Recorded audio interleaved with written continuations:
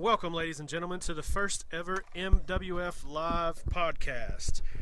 I'm your host, David Rhodes, and today we're going to be interviewing the newly crowned MWF Heavyweight Champion, Ray Hansen. Ray, how you doing, man? Pretty good. Thanks for having me on. It's good to have you. So, we're going to dive into some things here, kind of get to know you a little bit more, but then we're also going to kind of step back and go over some stuff from your career. So I know you're a really big dude, and I always say stuff on commentary like the girth of Hansen and he's the seismic shifts that he causes. But a lot of people don't know that you're actually a power lifter.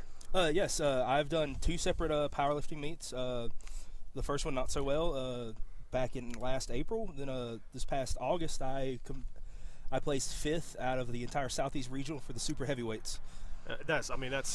That's impressive. Yeah. I mean, you're a dude that comes in here and you're big enough you can throw everybody around and do whatever, but when you step away from that and you're lifting weights and stuff, that's a whole nother beast on its own. So a lot of guys will have their pre-workouts and their superstitions and their rituals and stuff that they do. Do you have anything like that before a meet that you do? For me, yeah, I've very much I like to say there's three separate Hansens. There's Hansen away from the shows, there's Hansens at the shows, and then there's competition Hansen.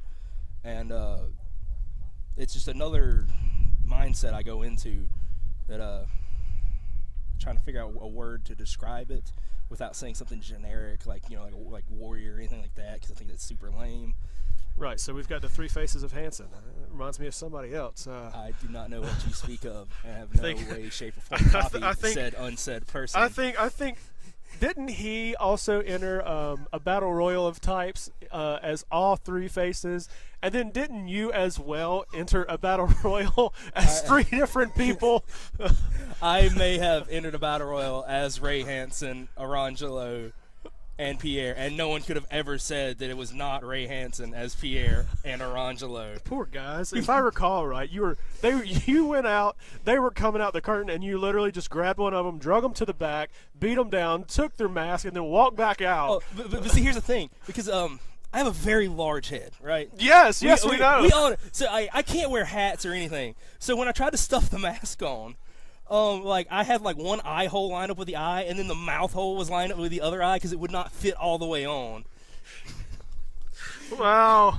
We're getting to know the three faces of Hansen here on the very first podcast for the MWF. So, along with your three faces that you said, you have this other gear that you kick into when you do your power lifts. Yes. Before you go out in a wrestling match, do you have a superstition or do you have a ritual that you do? I know for myself, it was always I wrote my family's name or somebody out of my family on my wrist tape, and I always carried them with me into the ring. So do you have anything similar to that? Yes. I actually grew up very religious, and my grandfather was a pastor, and I say the Lord's Prayer before I go out every show. All right. So, that gives you strength while you're going through and doing your things. And so you said you placed really well in your second meet. Your first meet, you said not so much. Yeah, I actually technically bombed out of that meet.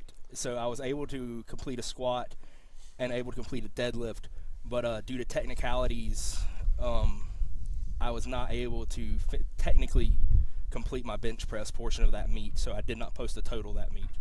Right, and if I remember correctly, it was something as small as you put the bar back on the rails too early. So basically, in a powerlifting contest, when you unrack, you can't just unrack a bench, drop it to your chest, press it back up. You have to unrack it. The judge will give you start. You bring it to your chest. You pause the press. The judge will then say press. You press the weight, and then they will say rack. The first attempt, I missed the start. The second, I missed the press, and the third, I missed the rack. Well, here we go with the three faces of Hansen again. Now we have where you can't press a bench press anything with the three faces of Hansen. Three faces of Hansen has been in a battle royal. Do you just live with the three faces of Hansen all the time? Pretty much, yeah. Okay, all right. This might be schizophrenia. So a lot of guys go through their entire career and they never have anything major happen to them. How long have you actually been wrestling? I've been wrestling since I made my in-ring debut in the MWF at least, April 26, 2012. So that's 7 years. 7 years. Yeah, this year will be 8, right? Yeah, next month will be. Yep. Wow, that's a pretty long time to be wrestling, Yes. especially in one place. And we've seen you evolve, not only just as a wrestler, but as a person. Like, you can see where you've grown in things throughout the time that you've been here.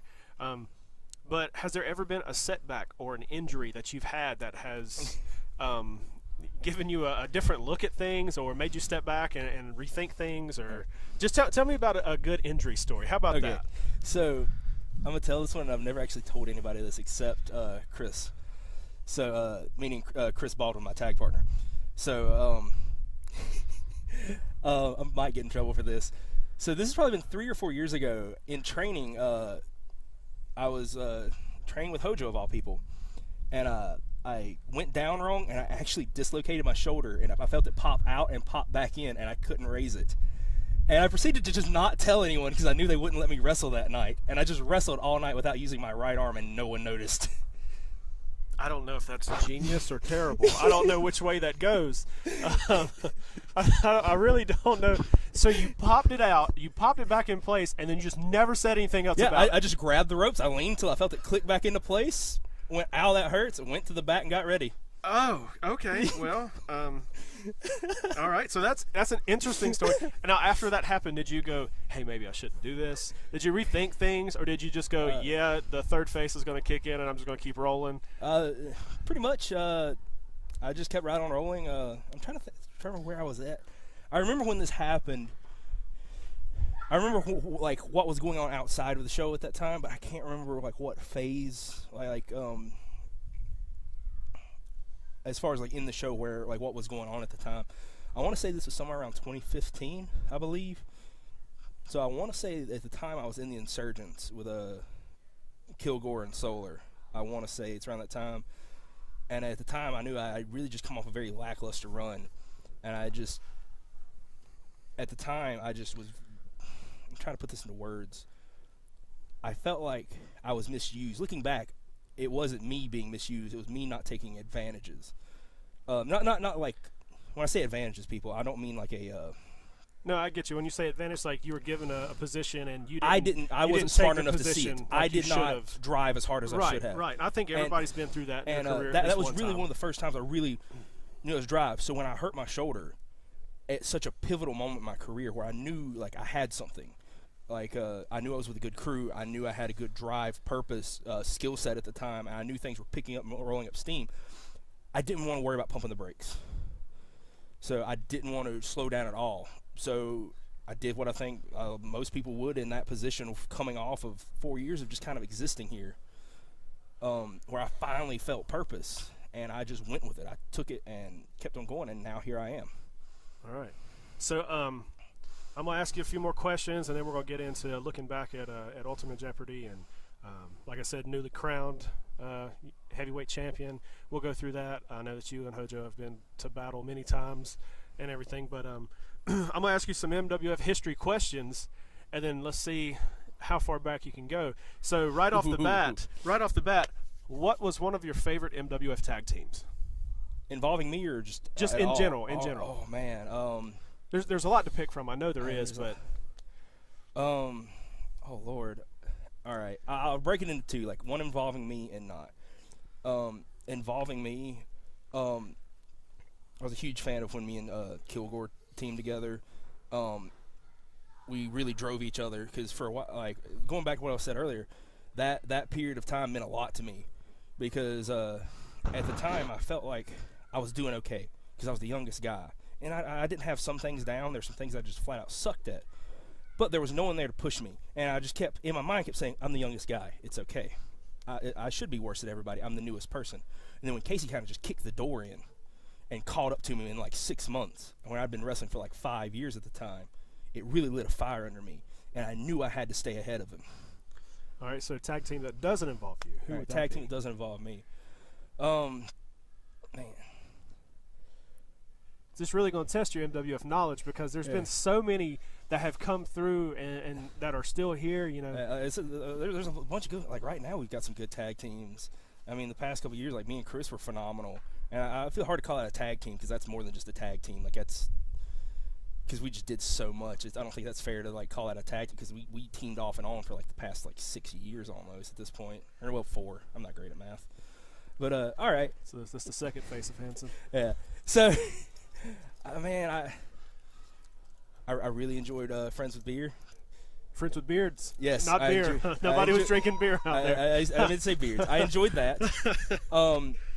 I enjoyed that too. That was a fun time. I really enjoyed every time I got a chance to go against Pitt and Hojo as God's of War. Yeah. They were a fun tag team. Yeah, they just kind of beat everybody down and didn't care what else happened. I always enjoyed competing against Hojo and Pitt because we all three had that same kind of mentality and style to an extent of things weren't very flashy or pretty. We just kind of hit people.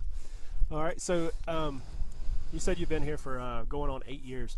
Who would be one of the guys that you would look at and say, when I get to a certain point in my career, I want to be like that person?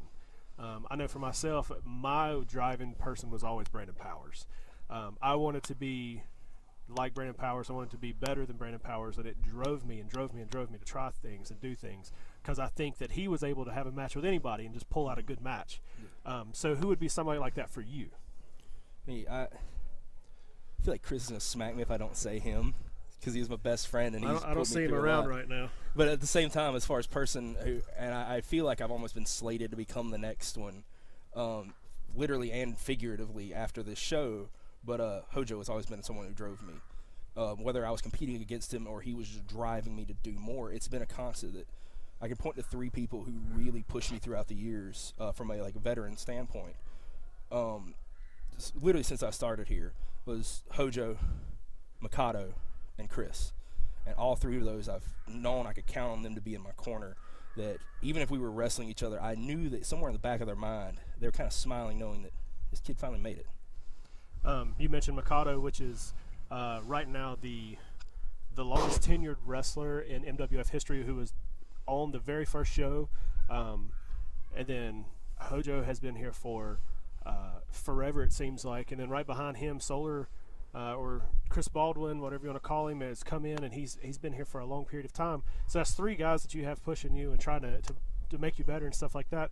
And that's awesome because, there's not a lot of guys that can say, hey, I was being pushed by ego and, they were pushing me to do something better, or I was had the outlaw just push and want me to do something different. So, I mean, it's a lot better when you can say, yeah, I've had these guys that looked out for me. Who would be someone that you've always enjoyed being in the ring with? Oh, man, I think it goes back to earlier, probably up there with, I'd say for the longest time it was Mikado, just because he was such a mentor to me, and I loved being able to get in the ring with him. Like, I swear, for the longest time, I thought I'd wrestled Mikado more than anybody else. Like if you go back and watch Hansen from late 2012, mid 2012 to late 2013, it was every other show was me and Mikado almost, and we beat the snot out of each other. I remember one show we came back and he took his shirt off and literally there was blood coming out of his chest. We chopped each other so hard. But here recently, I got to give him a shout out. Chaos Keith, man, is phenomenal. He's a fun guy to wrestle. And if he keeps his head on straight, he might be better than any of us. I've only wrestled him once, but the match that I had with him was fun and entertaining, not only from my point of view, but I think a lot of people enjoyed that match as well, because he's such a small dude that can do things that a small dude should not be able to do. He can flip and do all this other stuff, but at the same time, he can do some technical wrestling, and it's really cool to watch. So we've talked about your powerlifting, we've talked about your tenure here in the MWF, we've talked about everything. How many championships have you held? I know that you're a Grand Slam champion. You've held the North American, the tag, and the heavyweight title. Like I said before, you are the current heavyweight champion, and I haven't said that, but congratulations at this point. Thank you, sir. It's an honor. How many tag titles do you think you've held? Ooh, at this point, I'm chasing Outlaw and Hojo. If we just go back and just roll up through it, I've held it twice with Mikado, once with Redneck Jason Davis, twice with Casey. I've held him once with AG Smooth, I've held them once with Christopher King Baldwin. So I'm at seven championships, 7 tag championships. It would be hard for me to sit back and count. I know You and Brandon.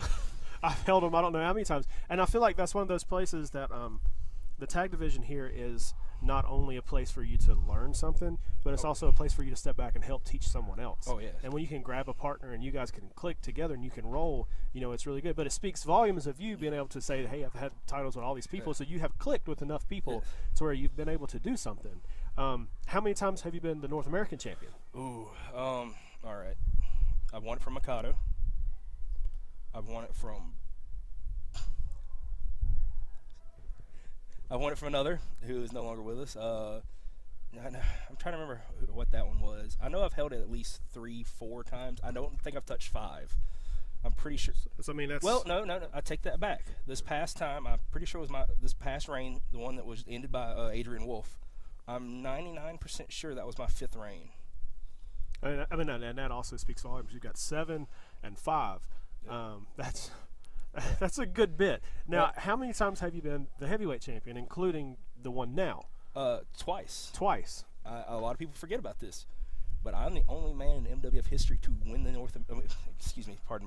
to win the heavyweight championship and not lose it. Did you surrender it? Oh, no. It was lost, but not by me. Me and Chris were co-heavyweight champions. Uh-huh. So on the first show of February 2018, I won the heavyweight championship. And on the second show of February, Christopher King Baldwin lost the heavyweight championship back to Casey Kilgore. Wow. All right, so now we're talking about the heavyweight championship. You guys just come off this, we'll say brutal, if nothing else, it was very physical, Ultimate Jeopardy match. How do you feel about everything that has transpired, at Ultimate Jeopardy, maybe the few shows before? How do you feel about everything? Tumultuous. It's very mixed emotions because it's an honor and I'm filled with a sense of pride to, after like I said, 6, 7, 8 years, to finally win the heavyweight championship the right way. First time I won it, I slapped Casey Kilgore in the face with the heavyweight title behind the referee's back, and nothing wrong with that. I did that to Hedges. And it just felt bad to know the only time I've won the heavyweight belt, I held it for one show and I won it wrong. And to me, that clicked. That's why I only held it one show, is because in some kind of karmic sense, I didn't win it right. Right. That was not my time. But to now, I feel like this is Hansen's time. This is Hansen's time for glory. I've put in the work, but at the same time, I feel a little sad that my friend had to retire before that we couldn't do this together, side by side. I know that retirements come and they kind of put a halt to some things that maybe you were in the midst of or whatever. But do you think possibly by him retiring that allowed you to move forward and do things that you wouldn't have been able to do with him there? Yes and no. I feel that's what I was trying to say with the mixed emotions. If we remained a tag team, obviously I never would have won the heavyweight championship. Two people. Well, we did technically, but that's besides the point. But you can't be a strict tag wrestler and a strict singles wrestler. It doesn't work like that. It's very hard to pull off. People have done it. Brandon Powers has pulled it off. Brandon Powers has been tag team champion and heavyweight champion at the same time. He may be the only person. But he may be the only person because he's Brandon freaking Powers. Might be the greatest athlete to ever touch the MWF ring. That's very true. Very true. So having said that, I don't think I would have won. But on the other hand, I still feel, as long as me and Chris were a tag team, I still feel like we had so much untapped potential. Just how we clicked so much because we are like brothers. We think the same, we train the same, we wrestle the same. I mean, okay, when I say we wrestle the same, it doesn't look the same because vastly separate body sizes. Right. But our thought processes and execution are exactly the same. So you guys are both very physical wrestlers. Yes. I've been in the ring with both of you. I know how both of you wrestle. And yeah, I mean, you guys are very similar as far as your physicality. Yes. And maybe the way that you look at things and you think through things and you have 3 moves set out before you do this next move and you know where you're going. And it's not like you're just out here just pummeling somebody down and then you're moving on to the next thing. Yeah, like you guys. there is I describe my wrestling style as controlled chaos. It's very much, it looks like it's just mindless, one thing after the another, but like there is a thought process. There is a cerebral aspect to all of it. All right, so before we end this episode, the very first episode again of the MWF podcast, my special guest, the new MWF champion, Ray Hansen. A couple of rapid fire questions. Boom, let's go. Who do you think's a good up and coming candidate to be another guy who steps out and does something wonderful? I gotta say, I've spent some time in the ring with him before the shows, training with him. I got my eye on Willie Cool. Really cool. All right. When you say you spent time in the rings before, how often do you get a chance to come up here and do some training with some of the guys before other things happen? I try every show to at least get at least 20-30 minutes. Sometimes I can come in here, I can train a couple hours. A lot of times because of life and things, and also being at this stage of my career, I try to protect some things and try not to go too hard in training. I have to save it for the shows. So I do train, I would say, more than a lot of the other older. It still feels weird to call myself one of the older crowd. Yeah. But who do you think is one of the most physical wrestlers in the MWF? Without a doubt, it comes down. I went into that. Oh man, I'd say it's a toss up between like Hojo and Casey. Who is somebody that you've enjoyed being in the ring with? Not necessarily like your stretches of matches, like you said before, Mikado, but somebody who you can say, "Hey, I had this match with this person. I really enjoyed this match." Oh man, Brawl Games, year before last, me and Chris versus Chaos Keith and Mad Matt. And I don't know why, but just in that night, that moment, I just felt like a light was shining down. That was the pinnacle at the time, at least. That as far I feel like that is the peak of mine and Chris's team. Like that was the night if you want to see the Fellowship of the Ring in all its glory. That night. That night was it. Yes. All right, and then one last question for you before we roll out here. Tell me an injury that has happened that was 100% your own fault, and you just had to just deal with it and just keep rolling. I know that mine, I actually cracked my tailbone because I kept trying to do a move over and over and over and over, and I couldn't do anything about it because it was my own fault. All right, this has been actually fairly recently, and it's the lamest injury. I was powerbombing Chaos Keith, and I ripped my toenail off when I laid out with it. Yeah, that sounds pretty nasty and painful. Yeah, and there's nothing you can say about it. You just got to grin and bear it till you get to the back. Got to roll on with it. Well, ladies and gentlemen, like I said, it's the very first episode of the MWF Live podcast. My very special guest today was the brand new MWF Heavyweight Champion, the protector of the MWF, Mr. Ray Hansen. And I do believe that we have to say it before we leave, so if you want to take it away there, sir. All right, thanks for having me, because it was for honor, for glory, and for wrestling! Ladies and gentlemen, thank you very much, and we hope to see you very soon at the next MWF show, and pay attention for the next podcast that will be dropping soon. Thank you.